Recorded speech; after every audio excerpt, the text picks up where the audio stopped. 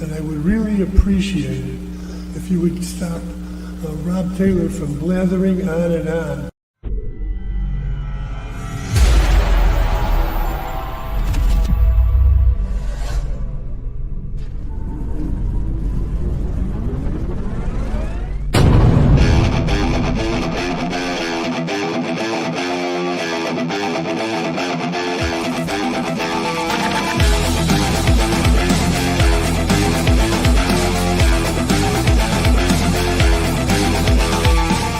Opinions expressed by talk show hosts, callers, or guests on the Rob Taylor Report do not necessarily represent the opinions of the hosting platform, subsidiaries, sponsors, or possibly anyone else on the planet or the known universe.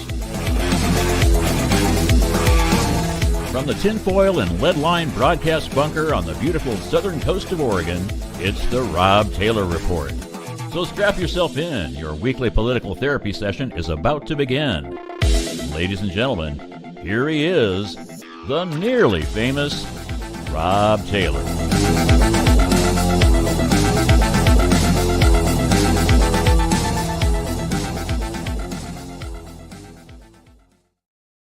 For joining me today. It should be a very informative show. We got a lot of updates to do. There was a lot of things going on in the last 2 weeks. I was a little bit sick. I was under the weather, and I was trying to collect signatures at the same time. So I was out there not only being sick, but spreading the cold for that winter cheer. But I got a great person to join me right now, and that is Matt Holman, who's not within the vicinity of me, so he's not going to catch that cold I have. Stay home and save lives, Rob. I know, but it was so hard. Everyone wanted to sign that damn petition. And, when you're exposed to all those people, you're going to catch something eventually. You know what I mean? Yeah. You getting a lot of petitions signed? Well, we have probably got a couple of thousand, 2,000 or 3,000 signatures signed. I'm still counting as we're going along, and they say they have the total they need to get this done, but we want to send a message. So they're going to keep collecting up to the 20th at the very latest, because that's a hard stop for them. And then they'll move the goalpost on you anyways. Yeah. And yeah, they'll probably more than 50% of the people will be discharged. They'll claim that, we can't read their signature. They printed it wrong or something. And yeah. Yeah, more's better for sure. What else? Oh yeah, they moved the location of they moved a suite over there in North Bend for the Republican headquarters. Yeah. We were so successful at showing everybody what a great spot that was. We actually rented it out for Jim. Someone said this was a great location. And so they're going to be opening up an overstock store. So if you want to get overstock products of Target, Walmart, and other places, this is new stuff, but it's been discontinued at those other locations. They're going to have that now at the location we were at, 3229 Broadway in Suite H and I. And we Republicans are now in Suite F, which is a lot smaller, but still functional. Copy. That's awesome. Yeah. It's pretty nice of him to let you do that anyway. I mean, that's a huge service for him. So we appreciate it, Jim. Yeah, we appreciate it deeply. And we've got the new place until May. He said he'll keep us there till May. And we're going to keep shopping for a new headquarters to see if we can get something that's kind of in between what we had and what we've got now, because we'd like to have a few offices. We'd like to have a few more offices, but we'd like to have a big meeting room where we can get 30 or 40 people in there comfortably. And that would be important. Awesome. No, it sounds like you guys are doing an awesome thing, Rob. We really, really appreciate what you guys are doing. And you're more than welcome. And I'm not the only one doing it. I couldn't do it by myself. And I want to thank everyone who has contributed to helping us out. The move was incredible. One guy showed up in the morning. Me and Chris and one other guy showed up, and we were there early. And by, I'd say about 9 o'clock, we got there about 8 o'clock, 9:30. We had pretty much the majority of it moved. And so it was just, chairs and desks that had to be stacked and moved over. So it really wasn't that much of a problem. Chris is an animal. He's in pretty good shape, and he can, if he puts his nose to it, he can get her done. Yeah. Yeah. Well, I have to give him credit for putting in at least 40, 50 hours a week on these projects, because he's not just working on the headquarters. He's working on getting the Republican Party moving forward. We've got a huge event coming up, the Turning Point event that's going to happen at the end of January. And so, yeah, he's been incredibly busy. We are very lucky to have him, because not a lot of people can have not only have the knowledge, but less so do they have the time, Yeah, no, that's awesome. Volunteers are making this thing work, and that's good. No, I'm impressed. You guys are doing a lot with not a whole lot. So thank you Not for a your whole time lot. too. So what have you been up to? Because you and 3H Tree Service, people think, well, man, he must take off for the winter, because who would be crazy enough to be out in this wild weather, the snow, the rain, the sleet, and yet you still have to do it. In fact, you do more. It's just you do it in worse, crappier weather. Yeah, we're busy. December's full. We're scheduling. We almost got the first week of January filled up now, so we're just going, and it's a lot, and we haven't even had any storms yet. So that's what I'm scared of. We're gonna have a storm, and I'll have to change my whole scheduling around. And but people are pretty kind about that kind of stuff. If a tree's on a house, then they're more than willing to go over and or let us go over and get that taken care of before we take care of their aesthetic stuff.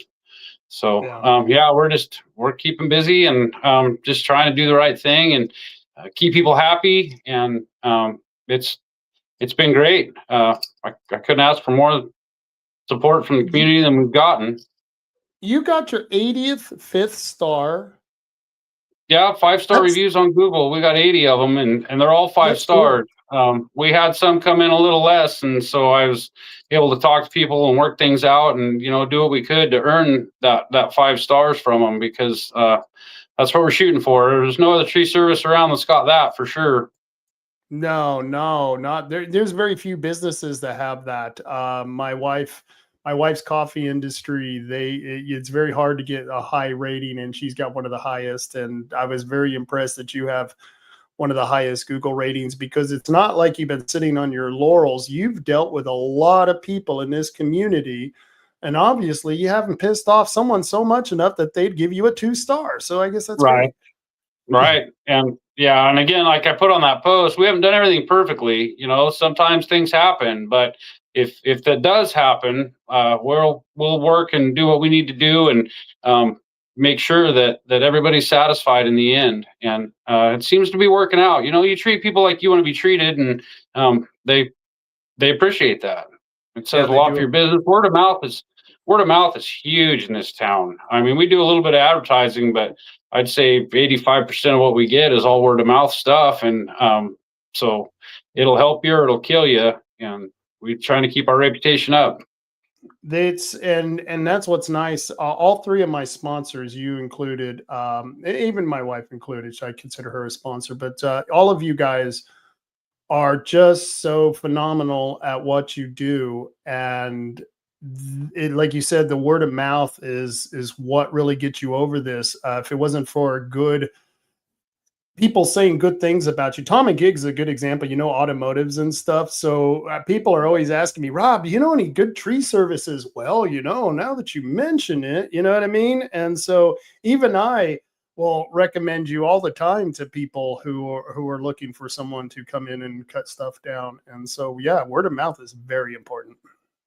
We appreciate it. My crew is awesome. I went through a lot of guys to get the guys that I have now, and I couldn't do without them. It's to the point now that I just run around and manage stuff, and they're the ones out there actually doing the work, and then trust but verify. So we'll make sure everything's done, and then I'll go back and double check and make sure it's all done to my standard, and they're picking up on it, and they're doing well. I'm gonna have shoulder surgery on the 18th of December. So I'm going to be out for a while. And so what you it's do, kind of on man? them. What you do? Oh, it just worked, I just broke it working or tore it up and lived with it for quite a while, and finally it's to the point that I'm over it. And so I'm gonna go to Slocum, and they're gonna saw on it and fix it, hopefully. And Slocum's good. Slocum's well, really good. and it's the second time, so it's the second time on that shoulder. So we thought we'd go to just a shoulder guy and make sure that it's done right. And but it'll be just on the crew, you know, and so they'll be able to handle it, and they'll do all right. So yeah, anyone that is, you know, when the Blazers and OSU they use you for their services, you know, the Slocum, you know, they got to be doing something good when they're working on the professionals. So yeah, I think you're in good hands there. But well, anything coming up besides the holidays? You got anything going on? No, just Christmas coming up. I'll try to get a pretty decent little Where's 3H package together for before the holidays. Try to help a family out because, well, people need it this time of year, you know, and things aren't awesome in Coos County, and so we'll do what we can to try to help out one family at least. And you know, just Christmas is coming, and shoulder surgery, like that's what I'm just trying to get through that, and then we'll see where things go from there. Recoup time always sucks. So well, cool. I'm glad. Like I said, I think you're in good hands, and so it'll go through smoothly. All the old folks are coming in I haven't seen for years, and everyone's all telling me about their surgery. I got a new hip, I got a new knee, and it's like, oh Lord, is this what I got to look forward to? So yeah. Yep. So okay, I'm gonna run, Rob. I gotta go look at some more trees. But thanks for having me, and we appreciate what you're doing. And if you got tree trouble, give us a call. 3H Tree Service, 541-294-1800. All right, man. You take care out there. Yep. You too. Bye. All right, later.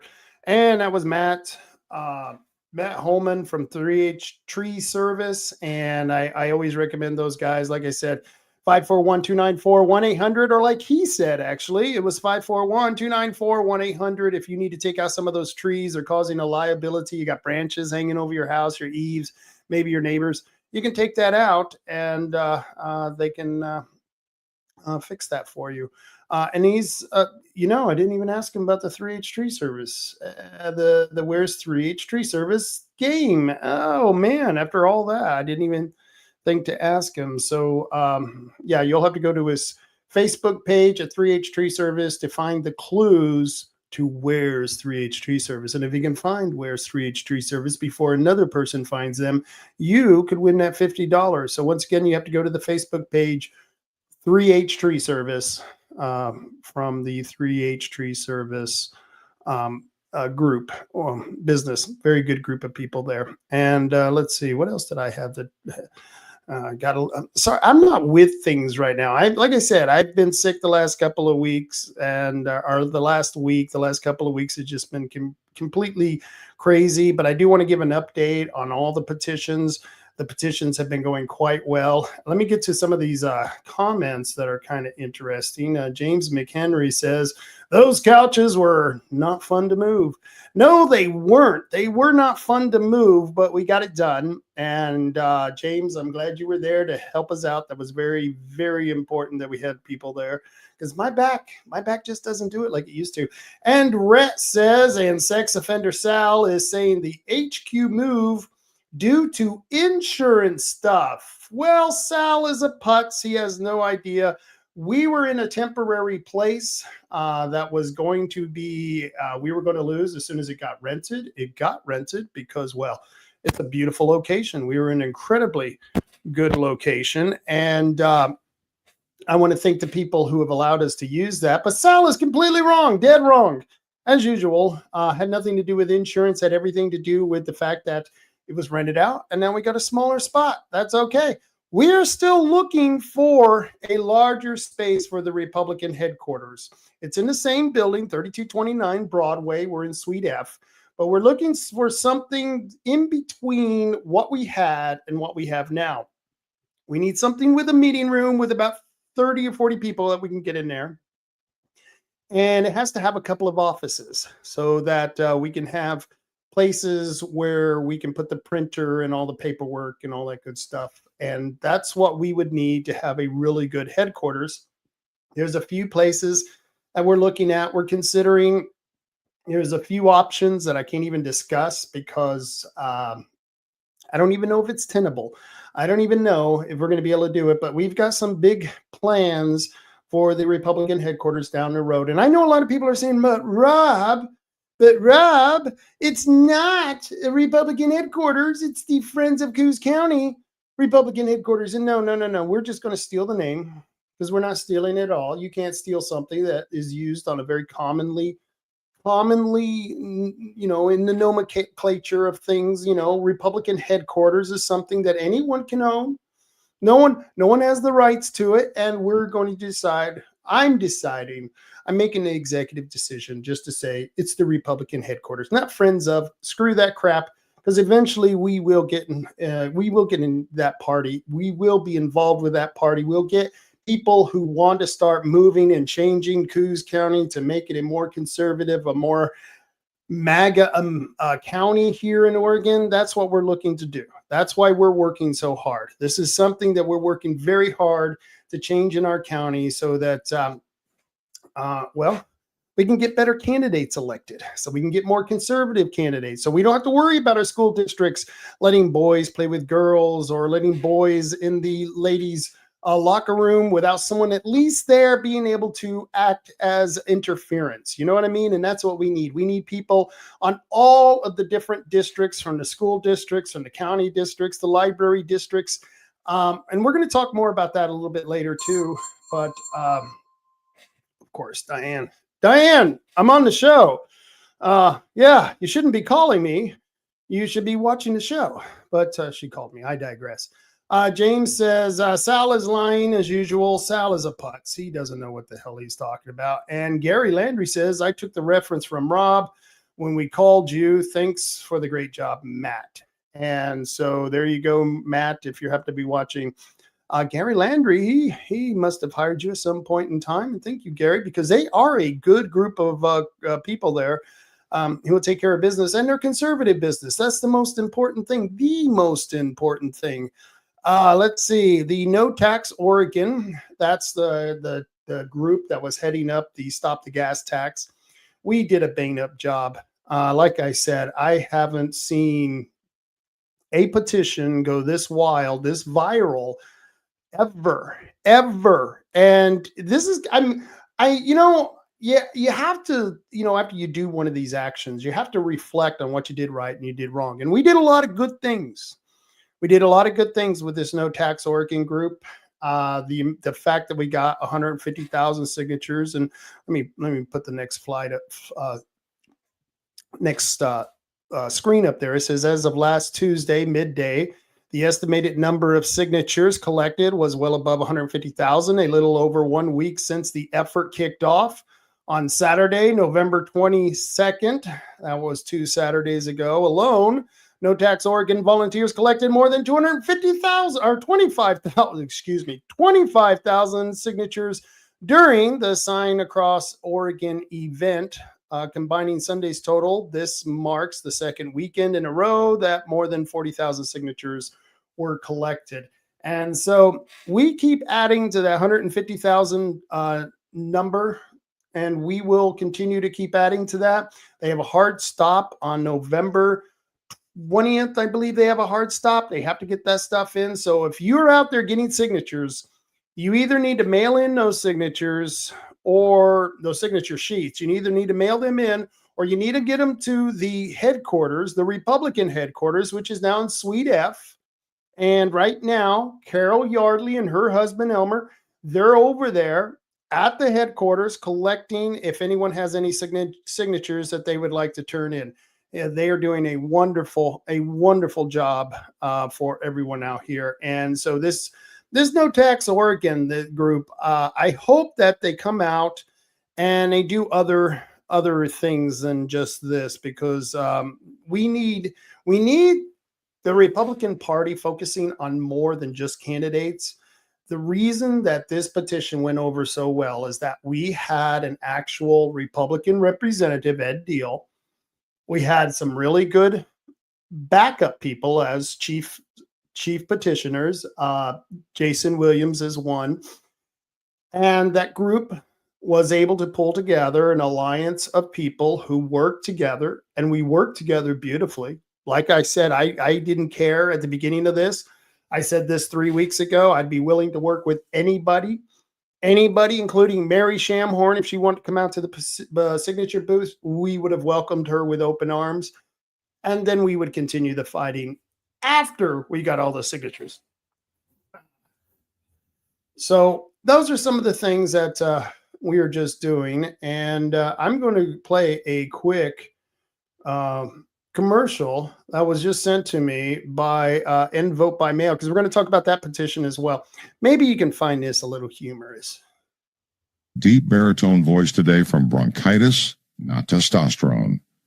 Don't ask questions, or you might disappear faster than Joan Rivers.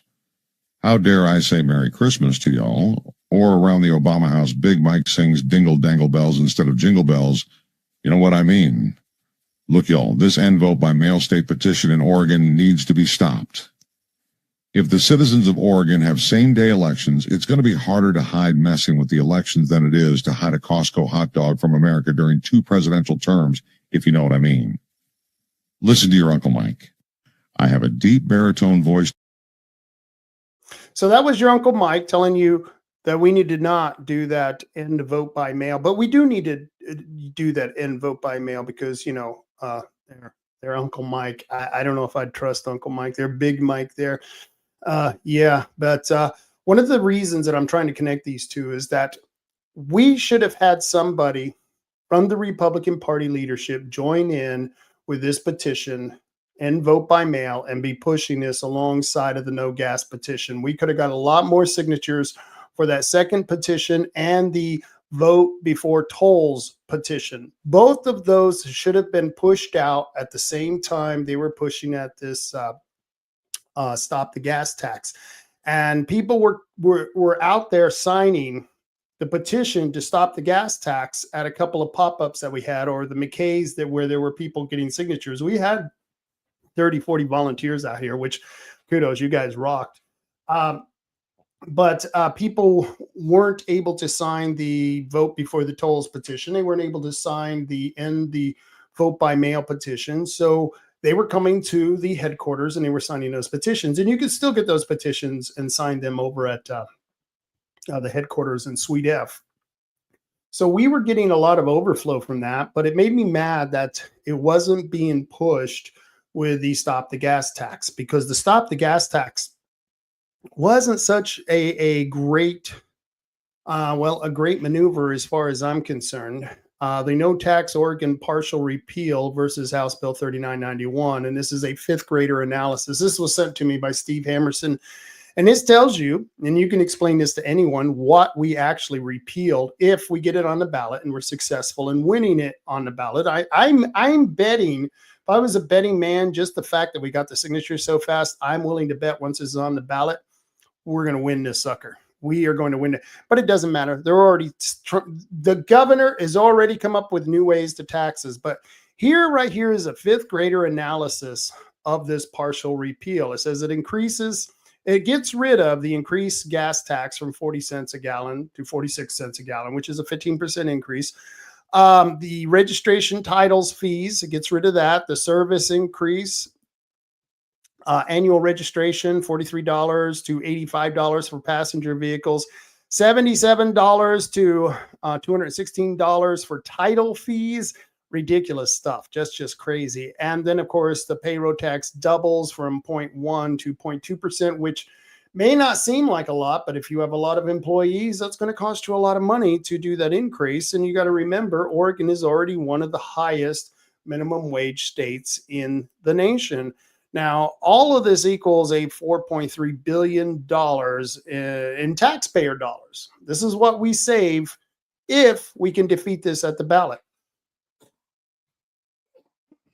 But here's what's left on the table. And I wasn't going to make a big deal about this while gathering signatures for this petition. I wasn't going to make too big of a deal about it because I didn't want to discourage anyone from going out there and getting signatures. And in fact, I talked to Ed Deal about this, and we were all in agreement. The top part of this that's in green, all of those fees, all of that new tax, that had to go away. That had to go away. But here's what's left. The electric hybrid vehicle charges phases in Orgo. That's a new system. Oregon citizens will be charged per mile for using their vehicle with an option of paying an annual fee to use their vehicle. Do you want to pay an annual fee to have to use your vehicle? Do you want the government of Oregon, that crazy tyrant, Tina Kotek, knowing where you are every day of and night, every minute of the day? Do you want her knowing this? I don't even want to know the bitch, okay? But she's going to know everything about you once this Orgo goes in. Changes power to hire and fire ODOT director from OTC to governor. This is much like ODE, consolidation of power. Every other state has an elected superintendent of superintendents in Oregon. It's whatever Warhammer the governor chooses. Warhammer Kotek, no queens, but we got a queen here in Oregon, Queen Kotek. I don't know why they're protesting Trump. I wish Trump would show up in Oregon. Boy, that would be a good day. If we could get Trump to get off his ass in Washington, D.C., doing whatever he's doing and come out here, put the ballroom. Come on, Donald, put the ballroom. Oh, God. Another person is calling me. Hello? Just Rob. Yeah? Rick answer. Hey, Rick, can I call you back? Yeah, I'm gonna be doing a show at 4 your time, so I'll be around here for the next half hour. All right. And just so you know, I'm in the middle of my podcast, and I just answered your phone call because this is so cool. I'm getting a call from Rick Dancer. So you're on your podcast right now? I am on my podcast right now. So what kind of trouble are you causing today? Oh, well, I'm going over the petitions that we just gathered because I've been working, all of us, 30, 40 of us volunteers here in Coos County. We've been going nonstop with these petitions. And so we're really pushing that. But I'm kind of focusing today on what wasn't in the repeal because I wasn't happy with the partial repeal. So I'm kind of giving some pushback on that. Yeah, no, I've seen some things too that I wasn't too sure of, and I mean, I'm glad I wanted to go through and I want that to happen, but I think they picked and chose, and I love Ed and Jason and all that, and I would love to have a conversation with them to find out why they picked what they did. Me too. If you have that conversation, I would definitely watch that podcast. Okay, because that would be something I think, I don't want to ruin his, the signature gathering and the excitement that goes on right now. But once they get that done, I think they need to kind of explain that to people, don't you? Oh yeah, I'm totally with you on that. And in fact, that's why I've waited until today after we're pretty green right now to cover it. You know what I mean? Yeah. So what's your podcast called? The Rob Taylor Report. That's pretty interesting. Don't you love the world of podcasting? Yeah, I do. Because it's so much more convenient than the news. I don't have any hard breaks and I don't have to make any sponsors happy. Yeah, I'm lucky. I do have a few sponsors, but all of them are fine with what I do. I did lose quite a few sponsors because of people boycotting me and then boycotting my clients, putting out notices all over Reddit, and, those little crappy groups, and tried to destroy my business, and made a good effort at it. And that's the nasty little world we live in. Yeah, it is a nasty little world. It's just disgusting how, when back in the day, you would disagree. It was like you went into the ring, you fought your match, you went home. You didn't have to worry about someone taking your job or your sponsors or your financial wherefore. And it's just horrible what they're doing to people today. Yeah, and they don't, what's maddening is that they don't have to have any proof, and they just, I'm so darn immune from it now. I don't care. You know, call me a racist, call me a homophobe, call me a Nazi. The words, they have misused words so badly that they have no meaning anymore. Right. You know, years ago, when I was a reporter in Coos Bay and Eugene, I remember one time I went to a feminist rally, and this is a long time ago, and they were saying they didn't want people to call female or lady. They wanted you to call them woman. So I said, do you know that the real meaning of woman is from man? So you want me to call women in their own right, not lady, not female, but from man. Weird. It made no sense to me at all, because it's it's ridiculous. And they said nobody pays attention to the words of, you know, the meaning of words. And I thought, that's what's coming. And I never expected it to be like it is now. No. I mean, now words have no meaning. I mean, none. Right. You know, and I think the problem for, you know, there is racism. There are people who are homophobic. And I think what they're doing, they're really damaging those groups and those people and their credibility, because there's no words anymore that, you know, they can take anything and call you whatever. Just honestly, it's so fun to be at a place I just don't care. You know, Right. It's like, you know, maybe God's just teaching us all that, you know, what he thinks matters, what people think doesn't really matter. And I think we're getting to that point, and it's much like just not even to that transcending to God or divinity. I think most people now are more accepting of their own, you know, their own kind and stuff, you know, your family, your friends. And I think we're starting to realize that maybe Uncle Bob really wasn't a fascist like they called him.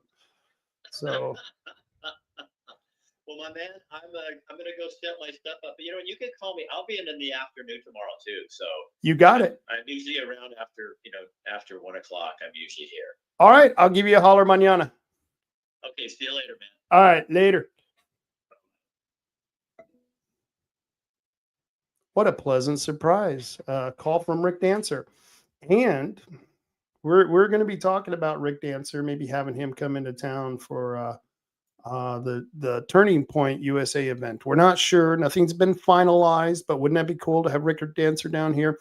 And I know the ladies, and I don't have a problem saying lady. Hey, lady. Hey, lady. Remember, that was the Jerry Lewis. Hey, lady. You know, I don't mind saying ladies. You lovely ladies. It's sad what modern feminism is trying to do to women. So many beautiful ladies out there. And I know that a lot of them really appreciate Rick Dancer. He's got a following amongst the ladies out there, especially here in Coos County. I forget when he ran for Secretary of State, and we had an event at the Station Restaurant here in Coos Bay. And boy, it was a big turnout. It was a big turnout. It was bigger than normal because the ladies really like Rick Dancer. But where was I? Where was I talking about this? So we were talking about this, and he's absolutely right. I want to hear some of the reasons why they didn't go after this. I'm going to give you some of my theories down the road. Like I said, I didn't want to push back too much during the petition because we needed to get those signatures. We have to do what we have to do, and then we can fight the fight as we go on. But at the what's left in the bill, I go on. It changes the power to hire and fire ODOT director. Gives that power to the governor. Gives that power to the governor has already taken over our school system. The governor is the superintendent of schools. So she's now in charge of ODOT. And for some reason, these Democrats are having no king protesting Donald Trump. I don't know. It isn't Donald Trump who's got his foot up my wazoo. It seems to be Tina Kotek who wants to shove her foot up my wazoo and get into my wallet and tell me what to do with my house and my car and everything else. And she has the nerve to encourage all the rest of you crazy Democrats to get out there and protest against Donald Trump, the king. Yeah, not so much. And by the way, anyone who thinks Donald Trump is a king, I'm willing to make a bet with you. I'm willing to bet that in the next election, Donald Trump is not going to run because he has the ability to run. He can't run for a second term. And we're going to probably get JD Vance, but I can guarantee you it's going to be a Democratic change. And I would place $100 bill on that bet. We're going to have in our constitutional republic a Democratic change of presidency when the next term is up. So anyone who thinks Donald Trump is a king, I'll see you in a couple of years when he has to give up his power, his position, and he will do it. He will do it gracefully. And you know why we know he'll do it? He did it the first time. He did it the first time. Why would he have left the first time if he had so much power? Well, of course, because you liberals, you Democrats, you're a little mashigana. But the worst part of this bill is establish and maintains a framework for the land and infrastructure to create toll booths for tolled roads in Oregon. Who's been screaming about toll booths lately? Let me think. Oh, yeah, that's right. I've been doing that. And so has a lot of other people who are not just, well, crazy, just absolutely crazy. So I got some comments here. Stocks Family Farm, which he's the gentleman who goes out and films those crazy libtards at the boardwalk here in Coos County. This guy goes out there and he films these crazies out there. And you got to go watch them. Stocks Family Farm. Go check it out on Twitter. Or is it X? It's X now. Stocks Family Farm. Go check him out. Follow this guy. This guy is really good at what he does. And he's been filming these liberals. He says, I'm not homophobic, just not a fan of the gay agenda that's changed to be pro-trans. And, you know, that's something I don't understand either. When did all of these gay guys all of a sudden start being about trans? You know, that's, I don't know. I think you're going to find eventually down the road that the LGBTQ alphabet army there, I think they're going to be breaking up pretty soon because lesbians really, do they have a lot in common with bi guys? Do bi guys and lesbians, are they hanging out at the local lunch scene? I don't know because I don't lead with my sexuality. I lead with just I'm Rob and I don't want you to know any of my damn business. You know, that's just me. But, you know, these freaky Democrats, these liberals, they got to do that. They got to lead with their sexuality. So I don't know. The LGBTQ plus two, I don't know. You're going to find a lot of infighting with that. Stark's Family Farm says, glad she's not in charge of private schools. Yeah, but give her a chance. They want to be. Stocks Family Farm says, I want Vance and Rubio and 28. That I don't know about if Rubio would be that. I don't know. That'd be an interesting ticket. Vance and Rubio. That'd be an interesting ticket. What do you guys think? I don't know. Let me know what you think. Vance and Rubio. I'm okay with Vance. I really have high hopes for Vance, and I think he's going to be something of a change president himself. For the next two terms, I think we're going to get Vance in there. He's not going to be like the Bushes. Remember when Ronald Reagan, that was the worst thing about Ronald Reagan's term in office, his second term. He was a lame duck president, but going out of the presidency, going into the election in 1988, it was really hard on guys like me. I'm a libertarian by heart, you know. I'm fiscally conservative, hardcore conservative, more conservative than most Republicans I know. And so I was a big fan of Ronald Reagan. I voted for Ronald, first president I ever voted for. But when it came to George Bush, puke. All right. George Herbert Walker Bush was a turd. Okay. He was a turd in the punch bowl. Okay. I don't know if that's going to gross people out, but that's what he was. And so that's when I left the Republican Party back in 1988. Why would anyone vote for Bush? Very bad people. And it's funny because I just talked to Enrique Tarrio, and Enrique worked for the Bush Jr., Bush W. Bush at Drat. And he worked for that campaign, but I was never a big fan of the Bushes. Dick Cheney and that crew, all of them were a bunch of neocons. I was never a big fan. But this whole thing with I want Vance Rubio in 2028, that's an interesting proposition. I think that's going to play out very well. I don't know. We'll see. I don't know. Vance and Rubio. I'll have to think about that. Ashley says, hello from Roseburg. Hello there. And how's the weather in Roseburg? If it's anything like here on the coast, it's actually pretty nice out right now. But let's see. What else did I want to get back to here? If you are in Curry County and you're still looking to sign the petitions, you can head over to the Curry County Republicans. It's right there on 101 in downtown Brookings. In downtown Brookings, just look for this window. It's not like downtown Brookings is a huge thing, you know. If you're heading south on 101 and you're going through downtown, Curry County Republicans is right down there. I'm sorry, I don't know the right address for that. I apologize. Let's see. What else did I want? Oh, the Turning Point event. How many of you are familiar with Turning Point? We get a lot of people asking about Turning Point. What's going on? What's their what are they doing in Coos County? What are they doing in Oregon? And we had a couple of contacts that we met at the Golden Eagles, a rally around the Eagles event, and we met a couple of the Turning Point people here. Let me see if I can share this. And I want to share this screen because this is going to be a huge event. This is just going to be big.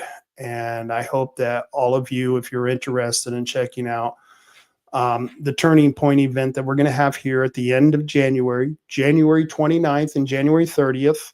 The first event's going to take place at the Egyptian Theater, and then the second event's going to take place at the North Bend Community Center. We're going to have a speaker from Turning Point come out here and talk with you folks. Let's see, where did my screen go? I guess I should share this since I'm talking about it. There, how's that? Charlie's vision, and you know, it just really, damn, man, it just makes me so angry, so sad that they take the good people in life. Charlie Kirk was a great guy. Charlie Kirk was a decent man. Charlie Kirk was someone who had a huge future ahead of him. He was going to change the minds of a lot of young people, and the fact that they took him from us so soon is just so sad. And, you know, as an old man, it just makes me angry. There's so many of us old farts that, you know, I would have been more than happy to switch spots with Charlie on that day. I would have been more than happy to take the bullet if I could have somehow go back in time and know that was going to happen, because it's sad to see young men cut down in their prime, a young man with a beautiful wife, a family. Just very sad stuff. And we want to continue to celebrate Charlie's vision. America's first. The fight continues. This is going to be part of the tour that we're going to be doing. It's called the American Values Tour. We're going to rock America, rock Coos County, and we want as many of you to get involved. We really want as many young people out there to get involved with this. The fight continues. Charlie Kirk poured his life into building a movement rooted in faith, freedom, and love of the country. He believed America's future depended on raising up a generation who would never surrender. And, you know, I think that was, I believe that was our prom song back in 1984 for that year, was Never Surrender by Triumph. Never Surrender. What a great song. What a great song. And we would like to see a generation of kids who are not going to give up to this, the debauchery that America is turning to, the fact that America is drowning in young people looking for directions to take their life. And you don't have to become a Bible thumper. I'm not telling you to go to church and all of a sudden become a saint, but I am telling you that there are better ways of living.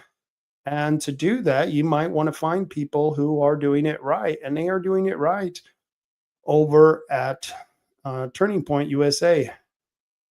They have there's some upcoming event. Here's the America Fest event in 2025. This is December 18th through the 21st, and hopefully we'll be getting listed here. And here's America's Future Stars are here. Once again, they talk about, sorry, let me go back. Here is the America Fest 2025. And that's what we want to bring here to Coos County. We want to bring here and inspire young people to get involved, because we're a dying county. It's very sad, and you don't have to take my word for it. This is absolute proof. We are a dying county. We are a dying country, and one of the things that to prove that is that the world. Let's see if I can add this. Okay, here's the fertility map for the United States. Now, for the U.S. To keep its fertility rate in 2021, some of you women are going to have to get pregnant. We need you to be having about 2.1% children. I don't know how you have that 1%, that 0.1%. That's a tricky one. That's a 2.1% children. I don't know how you ladies do that, but that 0.1% I'm sure is just as important. We're down at 2.01%. And we're getting lower and lower every day. And so we need to start. Some of you women need to start having babies here in America. Yes, if you're an American, do your American duty and go out and have a baby. And as soon as you have a baby, get that baby hooked up with the right way of thinking. Teach them about American values. Teach them about our history, our founding fathers, the founding documents, Western civilization, and most importantly, how Christianity, Judeo-Christian values built the Western civilization. And once again, you don't have to become a Bible thumper or anything like that. No, you don't. You're not required to go out and preach to people. There's nothing. There's nothing, that you have to push on people. It's just a way of teaching younger people the conservative movement and how to live a life that's not so, crazy and disorganized, that family matters. This is the Turning Point Annual America Fest Conference, will be held December 18th through the 21st. I've got some friends who are going to be there. They're going to be there. They're going to be rubbing elbows with some of the big wigs there. And hopefully they'll be able to get some of the speakers out here. Charlie Kirk was supposed to be the speaker there. And of course, tragedy happens. And I guess, let's see. This is scheduled for this year. Am I looking at this right? Let me check again. America First, the 25th. September 18th, Phoenix, Arizona. December 18th through the 21st, 2025. Yeah, this is the event happening. Sorry.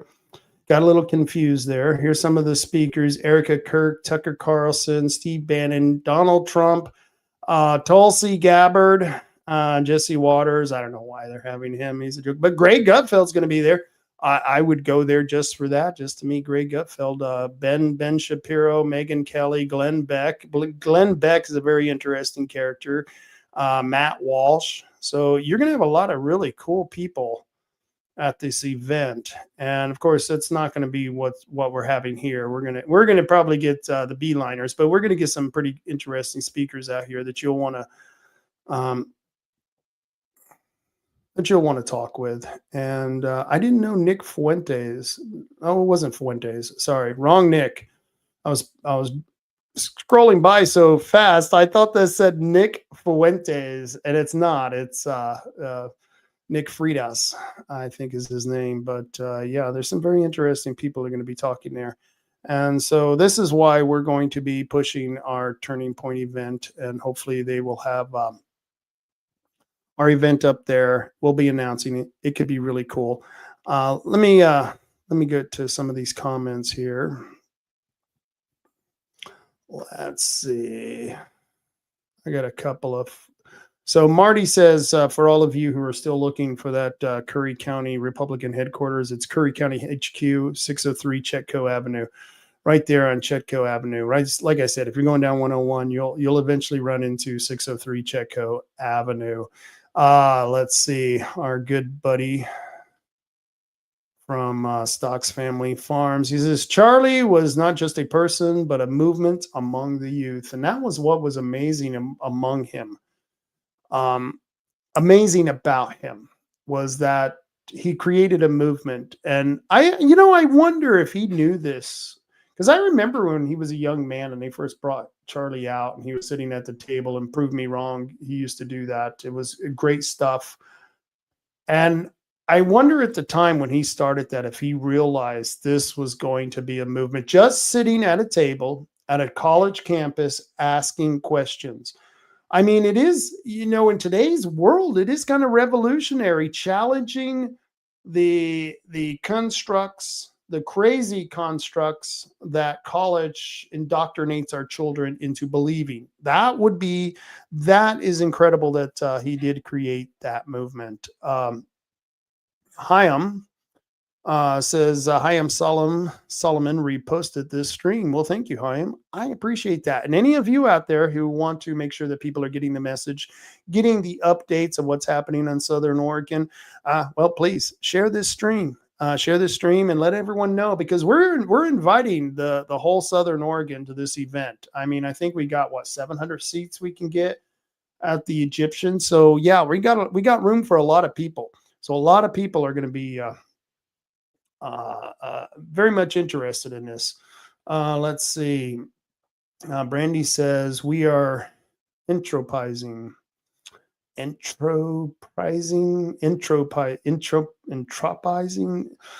Brandy, don't use those $20 college words, damn it. Use English. I don't know what the hell entropizing is. We are entropizing. Wow, I don't know. I'll put some lotion on that and get back to you. Let's see. Ashley says, yeah, right. Children are expensive and the schools are unsafe. Yeah, children are expensive and schools are unsafe, but that shouldn't make you want to stop from having children. If you have children together, it's a lot cheaper than separating them and having them out in longer distances. But yeah, I always heard that too. If I waited until I could afford to have my kid, we never would have had kids. I still can't afford to have a kid. So I think people need to stop worrying about that. Have a little faith. You Christians, you need a little faith out there. Go out there and have some babies. And 2.1%, like I said, I don't know what 1% of a baby looks like. I really don't want to know. So you guys are going to have to figure that out, because I'm above the age bearing years. You know what I mean? I mean, for a man, I'm not, but for a married man, I am, because my wife isn't going to be having any babies anytime soon. In fact, we just celebrated our 28th wedding anniversary. And by the way, honey, if you're watching, I want to say, I still love you today just as much as the day I met you, and I always will. And she's an incredible woman.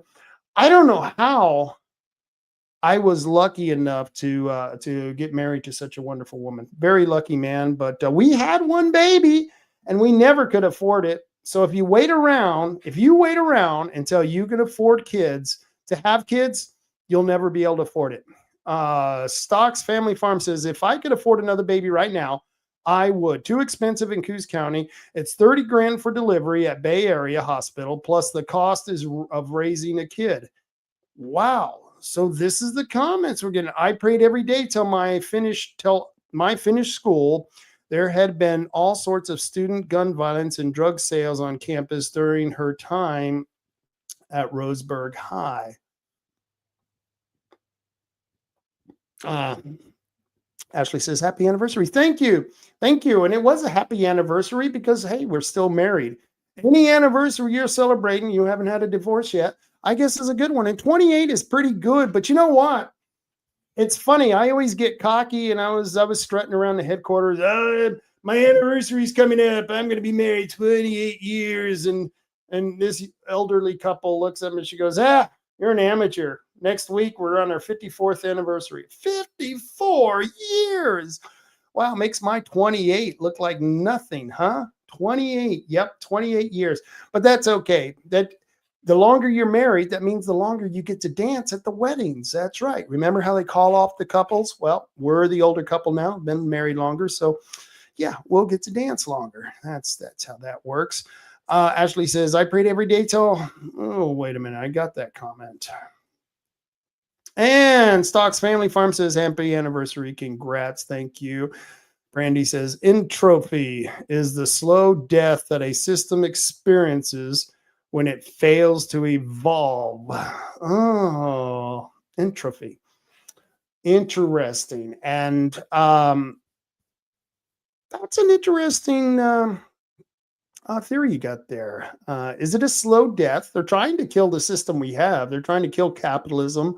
They're trying to kill the Constitution and the constitutional republic. They're trying to replace it with communism, Fabian socialism, and all that nonsense that the globalists want to shove down our throat. And in fact, what we just fought against is stop the gas tax. Really, in essence, what we fought against not only was the higher taxes, but if we would have repealed that entire bill, we would have been fighting against the death of our own system, because the more that they are able to have authority over our system without the people being involved, such as the governor now having authority over ODOT. Once again, she has authority over the schools. The governor is the superintendent of schools, so she has authority over that. So what we want to do is take that authority away from her as far as ODOT, and that's going to take a whole other bill. Let's see. Ashley says, I've been with my friends since 1998. Every day is worth celebrating. Yes, when you finally meet that friend that you're going to spend the rest of your life with, it's an incredible thing. And mine was in 1996. 1996 is when I got married, December 1st, 1996.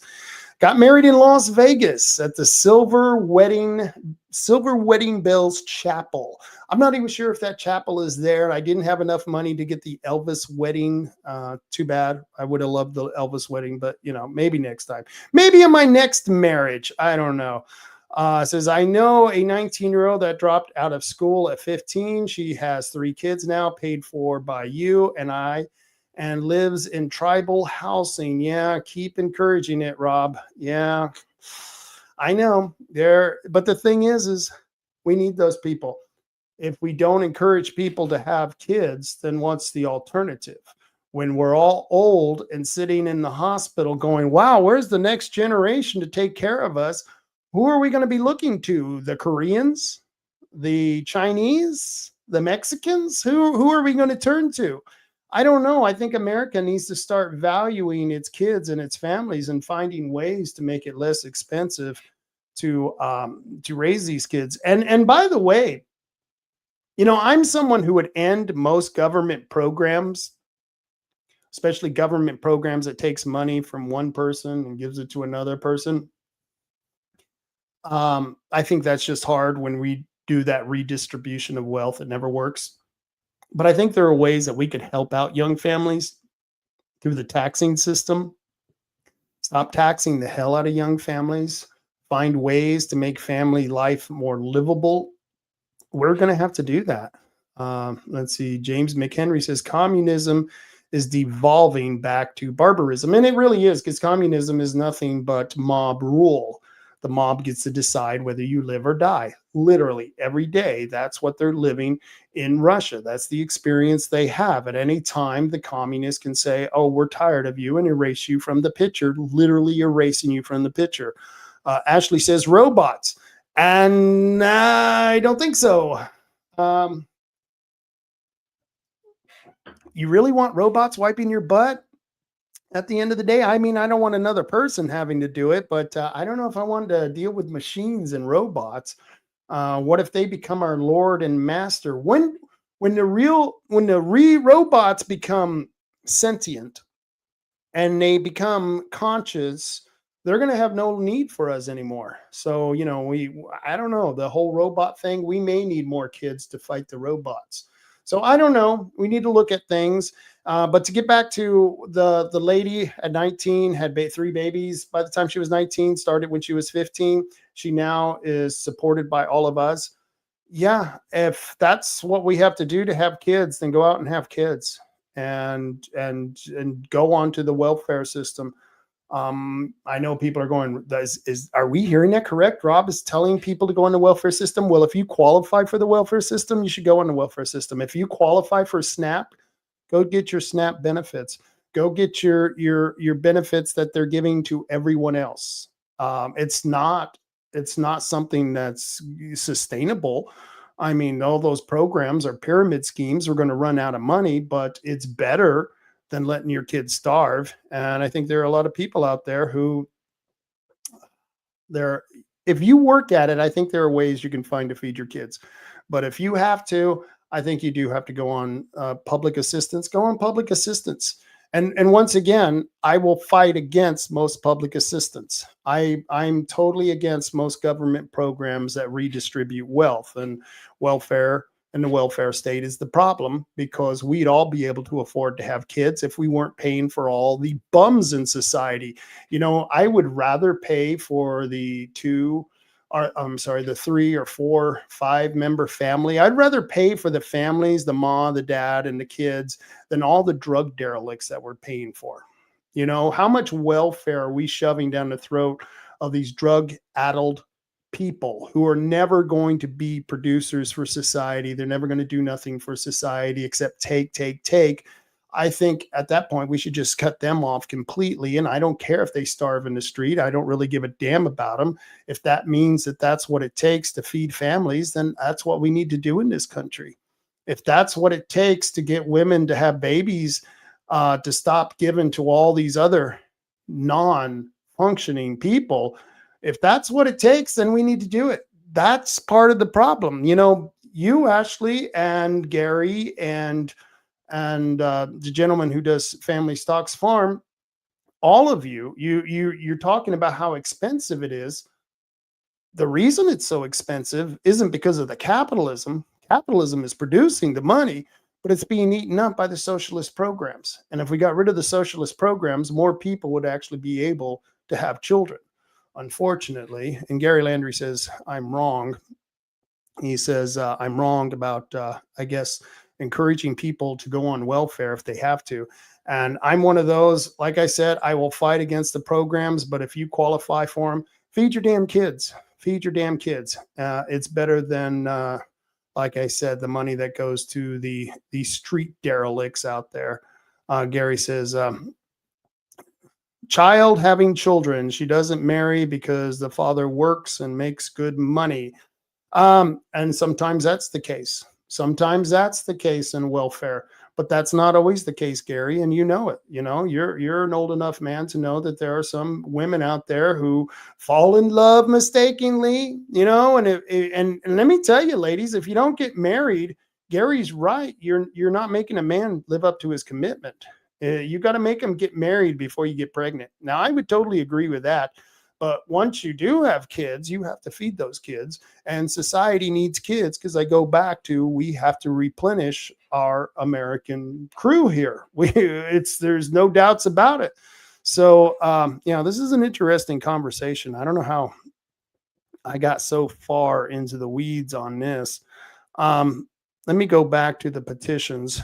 Because I didn't really, I don't think I finished what we were talking about on the petition. Somehow we started talking about child rearing. I don't know what happened.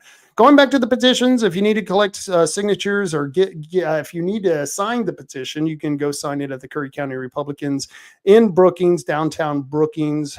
And we just gave you the address for that. And in Bandon, we still have signatures. You can go to the Guns and Ammo store. South Abandon. It's right next to Herbal Choices, South Abandon, and you can go and sign the petitions there. I have all 3 petitions at that site as well.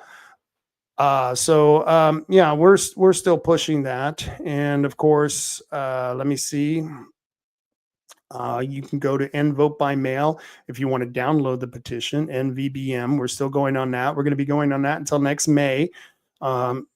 Then we got the Vote Before the Tolls petition. We're going to be going on with that until May. And I'll tell you, we've gotten a couple of thousand signatures in the last couple of weeks for both of those petitions.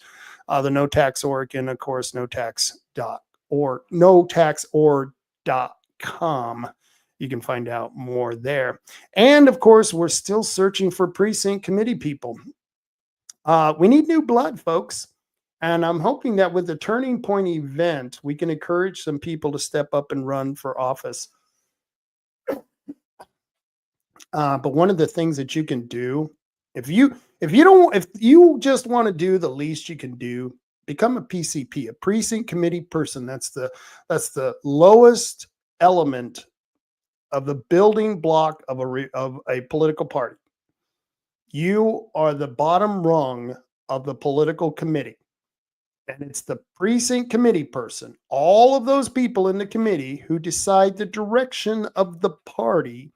If your party's not a controlled and captive party like ours is here in Coos County, but we're changing that.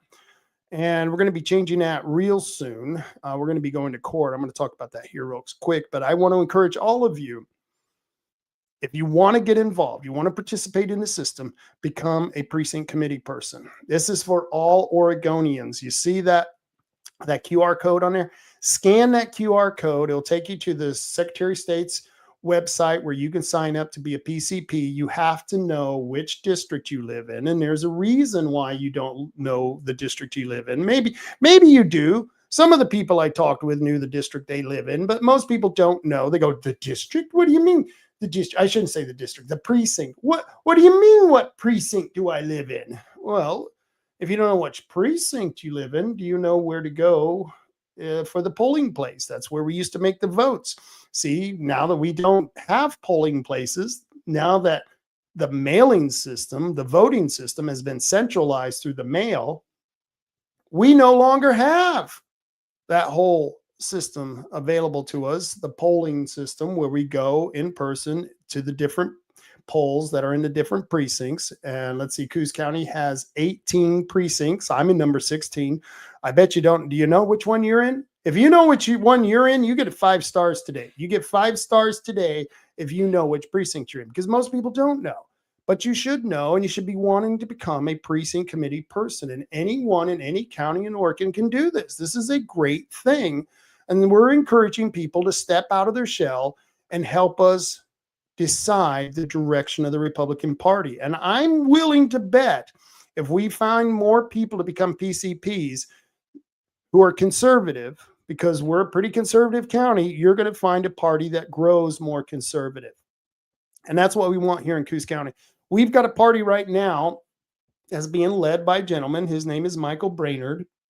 I call him Michael Brainless because the guy's an idiot. The guy's a moron. And I got to show you, let's see if I have that here. We've taken him to court. And I shouldn't say we. There's a group of us, Danessa Rains and Chris Castleman. Danessa Rains is a delegate on the executive committee in the Republican Party. Chris Castleman is the vice chair of the Republican Party right now. And they're in a lawsuit, and the judge just decided, or he put this out about the recall that they were trying to do on Danessa again. They're trying to recall Danessa and Chris Castleman. Why? Because they're more popular than they are. Michael Brainerd, he's afraid to share the party with everyone else who's a Republican in the county. He wants his own party. He wants to be king of that party, and we're trying to stop this. And it's going to stop here soon. But the court, having considered the arguments made by the plaintiffs, hereby and this grants plaintiffs the motion as follows. The defendants are temporarily enjoined from holding a recall election on November 20th, which they had to cancel that meeting.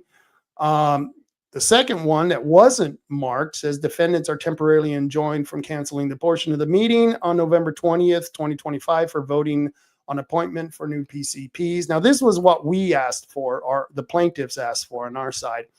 And he didn't give us that second one, but he did give us the third one, which says defendants are temporarily enjoined from holding any recall election until each individual who has filed an SEL 105 with the county clerk as of November 13th, 2025, who wishes to be appointed, has received a vote by the Coos County Republican Central Committee in a properly noticed meeting. Now, we've already sent out the notice to the secretary and to the chair. I shouldn't say we, once again, this was Chris Castleman. He sent out the notice that he got more than half, 25 of the 49 PCPs, current PCPs. He got them to agree to have a meeting to appoint these PCPs. And of course, Michael Brainerd, he refuses. And then in the last one, it says the defendant shall appear on December 5th, 2025 at 1:30 p.m. to show cause why a preliminary injunction should not issue. The reasons for issuance of a temporary restraining order and the claimed injury are set forth in the motion filed November 14th, 2025, which is incorporated herein by this reference. So we're going to find out on December 5th what's going to happen with Michael Brainerd, Brainless. Is he going to have the meeting to vote on appointing those PCPs? I would think the judge would probably force him to do that. In fact, if he wanted to, he could just get rid of Michael Brainerd, take him out as in the position of chair. And I would recommend to the lawyers and to the plaintiffs to make that recommendation to the judge, like these recommendations that were marked here that I just showed you on the screen. I would recommend that they go in and ask for him to be, Michael Brainless, to be removed as chair of the Republican Party. And that would make Chris the chair, which then we would go through appointing the PCPs and then let the PCPs reelect a new executive board. And that's what I personally would like to see. All the new PCPs with all the old PCPs getting together in a room. We have candidates to run for that executive committee, and then we vote on it. And I guess if Michael Brainerd wants to rerun for chair, he can. I don't think anyone but his mother would vote for him, but yeah, he would be more than welcome to run. It's not up to me; it's up to the PCPs, and we should vote for a new executive board. And just to alleviate some of the worries of people out there who think that I'm trying to take over the party, because that's what I've been accused of. I will, and I haven't since 2016 been on the executive board. I have no plans to be on the executive board or run for any executive positions. I just want to have my position as the lowly PCP, just like everyone else. That's all I'm asking for, to have some representation in my precinct within the Coos County Republican Party. And right now, nobody's being represented in most of these 18 precincts that are available now. And it's all due to one man. One man is keeping every other Republican out there from being part of the party and being represented in the party. And this is just not fair. And I know there are people out there, but we need to stop this infighting, Rob. We got to stop the infighting. Well, it's not really infighting if those of us, the majority of us, aren't even in the party. We're not even being allowed to be in the party. So how can there be infighting if we're not even in the party? Danessa and Chris are on the executive board, but those of us who are PCPs, there's about 50 of us now, a little more than 50, I think. And we're just waiting to be appointed to PCPs, the precinct committee person, just like every other time that we've done it in the Republican Party. And we're being denied this. And we're going to continue to fight this. We're not going to let this go. We're not going to let this go. This is just absolute nonsense. And so hopefully on December 5th, he's going to stand before Judge Stone, and he's going to get his comeuppance. He's going to get what he deserves, let's hope. So I want to get back to some of these. Gary says, not a woman, child, didn't even get past sophomore year in high school. And okay, Gary, let me challenge you a little bit on this. You know, you and I, we're probably about the same age. I don't know. I'm near 60, but you're talking about a woman who's a sophomore in high school having children.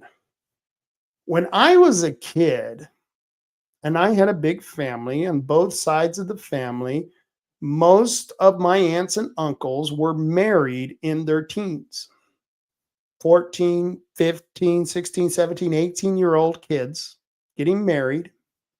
This was back in the 60s and in the 50s. Because I wasn't born in the 50s, but my aunts and uncles were, and they got married in their teen years. They had a lot of kids. My family's known for having a lot of kids, and they were able to raise their kids as good Christians, good conservatives. Most of them are good conservatives. Most of my cousins are hardworking people. I mean, there's a few cousins we have problems with, but most of them are pretty good. So I don't know. Gary. I think it's really, they're just up to the individual. There are some women, and most women today, most kids today probably shouldn't be getting married at least under 21. I always said, don't get married or have kids under 30. But I go back to the point where it's not really up to me. It's up to the individual. And if people love each other and they know it, maybe they knew it at 17. Maybe they knew it at 14. I don't know. I mean, it's wrong because it's against the law, but let's go back a couple of generations, Gary. In New Mexico and in Texas and most of the South, you could marry someone as young as 14. And those girls were getting married and having babies. We're a whole new world away now. Maybe at some point we could get a generation where people were more responsible as younger adults. I don't know. We're not there now, but it could happen. Precinct 5, Mount Scott. Hey, very good. Ashley knows her precinct. And Phil Taylor says, Michael will definitely need a safe space Friday. Yeah, I'm kind of betting Michael doesn't have the cojones to show up. And I'm going to be there, and I want to invite all of you there. This, once again, is on Friday, December 5th, 1:30 p.m. in Judge Stone's courtroom.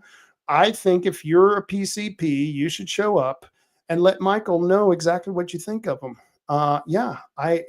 He's hiding from us. He hides away from us. He doesn't answer people's phone calls or their emails. I don't know how many people have come into the Republican headquarters and said, we've been trying to get hold of the Republicans and nobody's answering us back. And I said, well, how did you try to get hold of them? She goes, well, we went to their website and then we sent them an email, which is supposed to go to Michael Brainerd, and they don't get any response. And I'm telling you, this is about about 6 or 7 people now who've come up during this last couple of weeks who have been complaining because they can't get a hold of the Republican Party. And these are people who aren't even part of the PCPs who are now trying to be PCPs. So not only is Michael, the chair of the Republican Party, stopping a good portion of us from becoming precinct committee people, but he's stopping new people from getting involved in the Republican Party. We've got to stop this. We've got to stop this man and his kamikaze tactic to drive the Coos County Republicans straight into the drink. I don't know what the hell his problem is. I could say, maybe I should say, but yeah, we all know why he's doing this, to cover up for a really bad senator, because that senator knows that the new people in charge aren't going to give him cover for his bad votes up in Salem. We're talking about David Brock Smith, Boomer Wright, Dick Anderson, Court Boyce. Court Boyce is probably the least of the most offensive, but they're all pretty bad. They don't score very high. And so that's part of the reason, is that there's one senator, David Brock Smith, who's good buddies with Michael Brainless. And he's telling Michael Brainless, you just keep holding that party line. You keep holding that party captive, and it's going to protect me. And don't worry, I got you back. I got you back. I guarantee you that's what David Brock Smith is telling Michael Brainless, that he's got his back and that he'll take care of him. And Michael, if you're watching, I got news for you. You're probably up to about $20,000 to $30,000 worth of legal fees now. And you're probably going to have to pay for these legal fees. And if you think the party is going to back you out, or David Brock Smith is going to back you up, then you're more stupid than I ever gave you credit for. These people are not your friends, and they're not going to bail you out when you need it. So, Michael, my advice to you is show up on December 5th, because if you don't show up, the judge is going to go apeshit crazy, probably rule against you, will probably give the plaintiffs everything they ask for. So my advice to you is you damn well better show up, and you better be ready to accept responsibility, because I can guarantee you not only will I be there, but probably a dozen or so other people who've been wanting to participate in the Republican Party since May of this year. It's ridiculous that this has been going on this long. And so I don't know. I hate even talking about it. I just hate talking about it. But it was really cool. I'm not the only one who feels this way, and I'm always glad when I get that that nice little newsletter from Kevin Starrett. He'll send out those great newsletters, and it's very timely. This was the latest newsletter from Kevin Starrett. Wonder if he uses AI for his trucker hats, $25. Yeah, it's time for a change.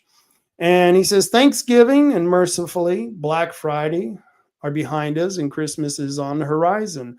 And so I know when Kevin is talking about the holidays, it's going to get really interesting. This is stuff you really want to pay attention to.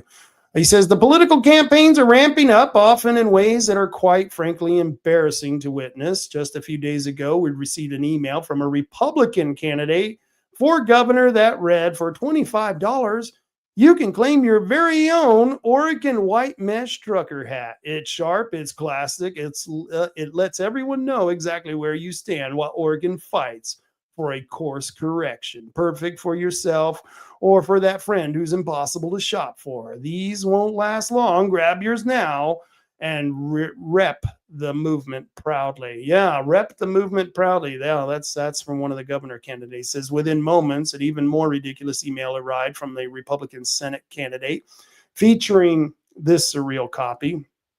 I'm not a big fan of shopping holiday guy, but my focus is on getting more value for your dollar. So I've got a little surprise this Black Friday mystery deal. What merch will you score? And I'm thinking, I don't want any merch from any Republican members. I don't want any from the Democrats, but much less the Republicans. And he continues on. It says, because you're one of my top supporters, I'm giving you access to a special merch deal today only. Your access code is back to basics. Don't share it. So don't you guys share it. Really, don't share it. So this is beyond cringeworthy. Both candidates have been serving in the legislature for years, accomplishing nothing but selling out, compromising, and losing. Yet they, or whatever hucksters write this tripe, promise to save Oregon if you simply take advantage of these once-in-a-lifetime Black Friday blowout extravaganzas. I'm sure you'll agree that Oregon does not need more carnival barkers. We don't need buy one, get one free deals on candidates who are supposed to be protecting our rights. We don't need self-serving hacks who bounce from office to office while racking up giant donations from out-of-state corporations. If Oregon has any chance of digging its way out of the deep hole both parties have dug for us, we need new fearless disruptors. You hear that? Fearless disruptors. Candidates who care more about saving a once great state than about airtime, trucker hats, and their names on them in their next floor speech. I can promise you this, those candidates will not get help from the lobby PACs run by former congressmen or big corporations, but if they appear, take a stand, and show a willingness to fight, they will get help from Oregon Firearms Federation. The establishment candidates have failed, with a few exceptions. The incumbents have not earned our support. Still, there is always hope, and it's our hope that this election season will bring new committed warriors whose goal is to make your life better. Now, not just their own. That's where you come in. As you know, donations to political action committees may qualify for a tax credit on your Oregon taxes. That's not a deduction, it's an actual credit. For the details and limits, please go to the Oregon Firearms Federation Political Action Committee. Gives the link there. You can just go to OregonFirearms.org and find out more. But they can assure you that your money will not go to candidates who have sold us out. While no candidate comes with a guarantee, we will make every effort to weed out the weaklings and the compromisers. And that's nice to know that one guy out there, one good guy, his name is Kevin Starrett, is still has our backs, and that's always helpful. Let's see, James McHenry says DBS does not have Michael's back. No, he doesn't, and Michael's an idiot. But yeah, I don't know who would trust David Brock Smith. He would be the last guy I would trust in any situation. One of the things I wanted to go back to real quick is the governor. Yeah, the governor. I want to share this tab for you. Let me add this to the screen there. You know, the governor, she's one of the reasons that they're trying to push all these taxes on us is because the feds are not going to give us the money we want because the state of Oregon is still practicing DEI. And if you can see this page right here, have you heard about the equitable engagement compensation program? I think you all should be involved. Just look this up, the equitable engagement compensation program, and it will take you to this page. And I just, let me see if I can get the reader out here. More tools. Let's see, more tool. Oh, let's see, I can't, I'll read aloud. There we go.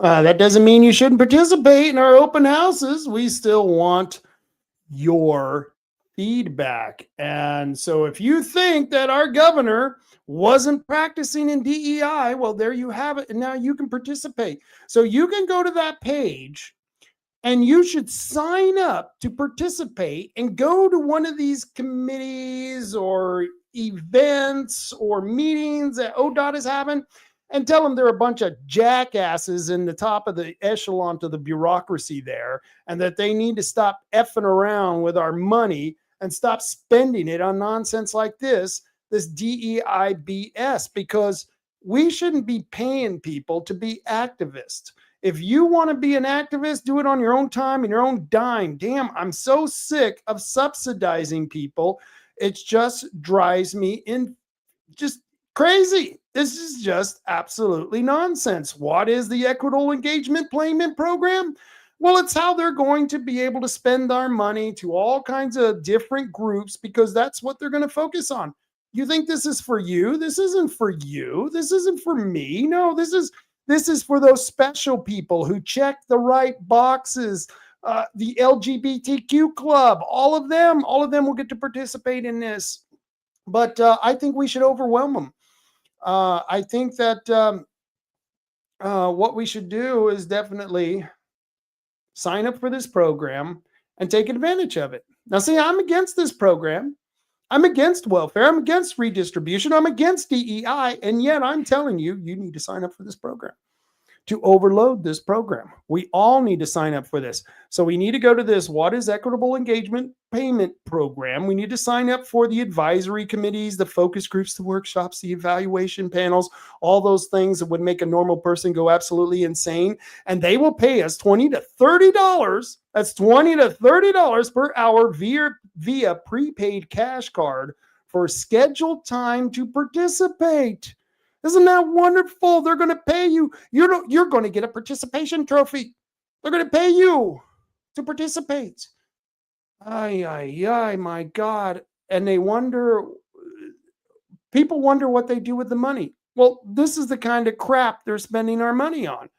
And, I saw that today, and I was reading it, and the only reason I had to go and grab a glass of tea, but it just, once again, it's why are these people wasting my time? Why do we have to go through such nonsense? And it's because we've got a crazy governor. And you ask, why does she want to be in charge of ODOT? I'll tell you why. Think about this. What is ODOT in charge of? The DMV. What do they do at the DMV? Well, you know what they do at the DMV?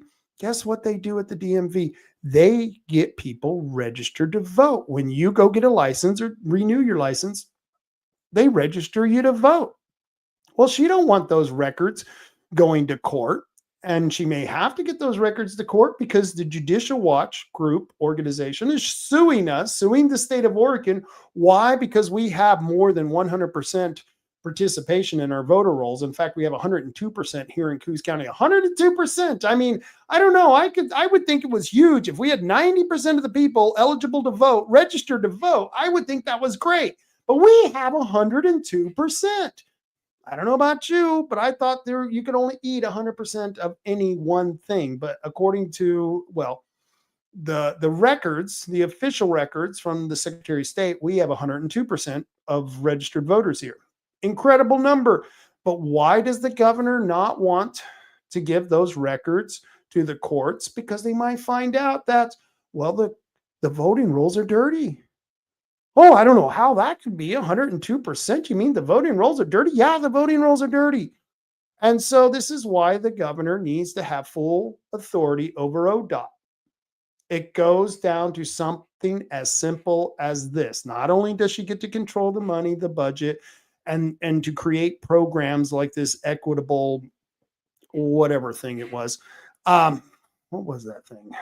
The equitable, what was it called? The Equitable Engagement Payment Program. Oh my God, these people are just freaking nuts. But this is why they had to pass this bill.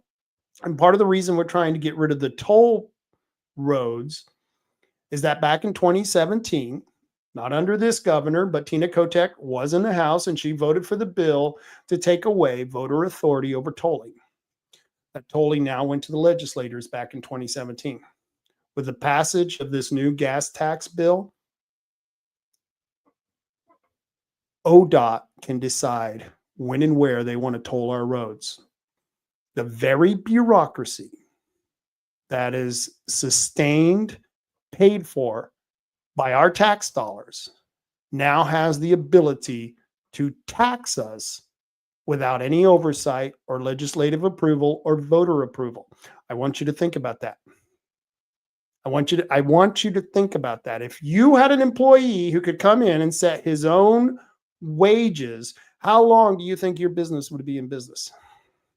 If I worked for you and I said, well, $18 sounds nice, but I want $218 an hour. And I get to set my price because, well, this is not reality and this is government land and that's just the way it works. Well, that's what ODOT is doing. They're getting to set the price that they want because then they can charge us for it.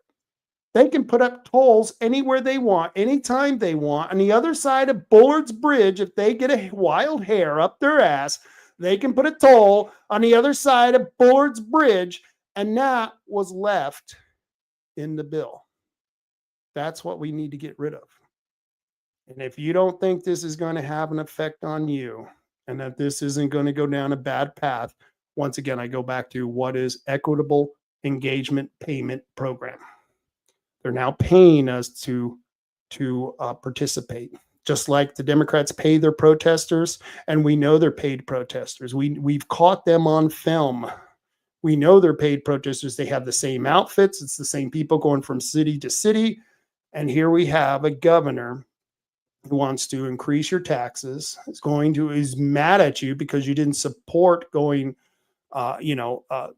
didn't support her whole plan to tax, to get taxed, because, well, we should just take it.